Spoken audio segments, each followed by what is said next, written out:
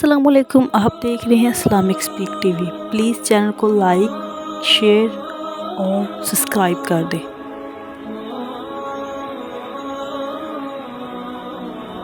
अस्सलामुअलैकुम। आज हम जिस नबी का ज़िक्र कर रहे हैं वो हज़रत सुलेमान अलैहिस्सलाम हैं।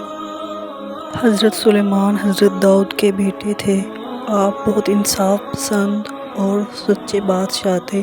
आप अल्लाह के नबी थे।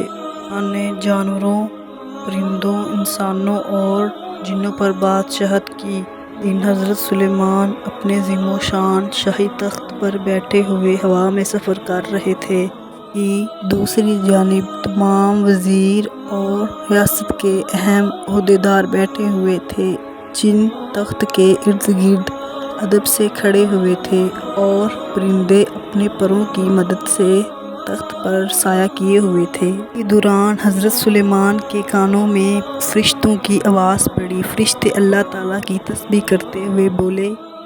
फरिश्ते बोले, ए रब, तूने जैसा मुल्क और रुतबा हज़रत सुलेमान को दिया है किसी और को नहीं दिया। इस पर अल्लाह ताला ने फरमाया, हज़रत सुलेमान अजीम बादशाहत के बावजूद कभी गुरूर और तकब्बुर से काम नहीं लेते। अगर ऐसा होता तो मैं उनको हवा पर ले जाकर ज़मीन पर डाल देता और उनको नेस्तो नबूद कर देता।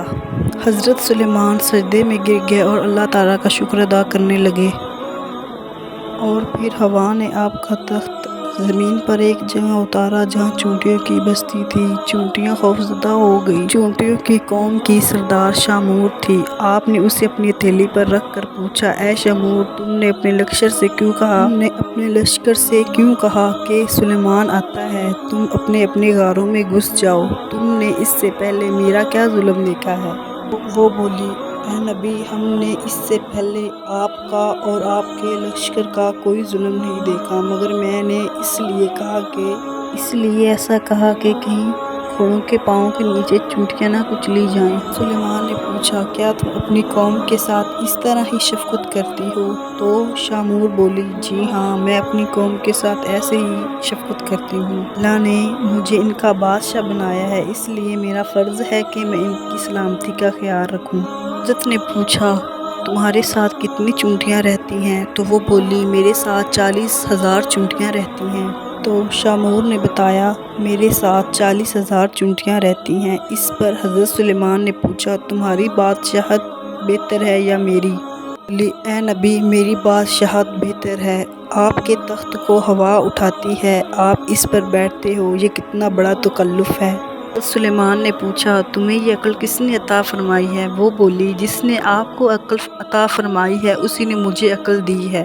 और बोली, ए अल्लाह के नबी, अगर आपका हुक्म हो तो आपसे कुछ सवाल पूछूं? तो आपने फरमाया, पूछो, क्या पूछना है तुम्हें? शामूर बोली, आपने अल्लाह से सवाल किया था, अल्लाह मुझे बख्श दे, मुझे माफ़ कर दे और मुझे ऐसे मुल्क की तरफ ना करना जो नालायक हो। तू ही बख्शने वाला मेहरबान है। आपके इस सवाल से असद की बू आती है, लेकिन हसद करना तो पैगंबरों का शेवा नहीं।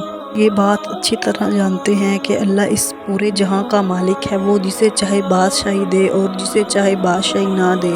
सुलेमान बोले, ए शामूर, तू बड़ी ही अक्लमंद और दाना है।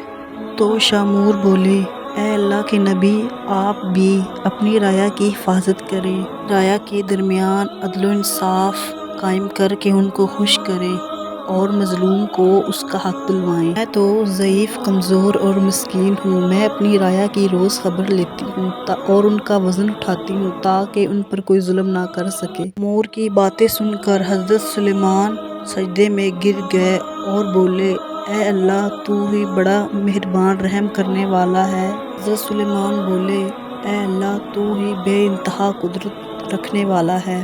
बेशक इसमें निशानियां हैं अक्ल वालों और तकब्बुर करने वालों के लिए। सारे जहां का मालिक है, वही फ़कीर को बादशाह और बादशाह को फ़कीर बनाता है। वो हर चीज़ पर कादिर है। तो ये था आज का वाक़या। अल्लाह हाफिज़। अगली वीडियो में मुलाकात होगी इंशाअल्लाह।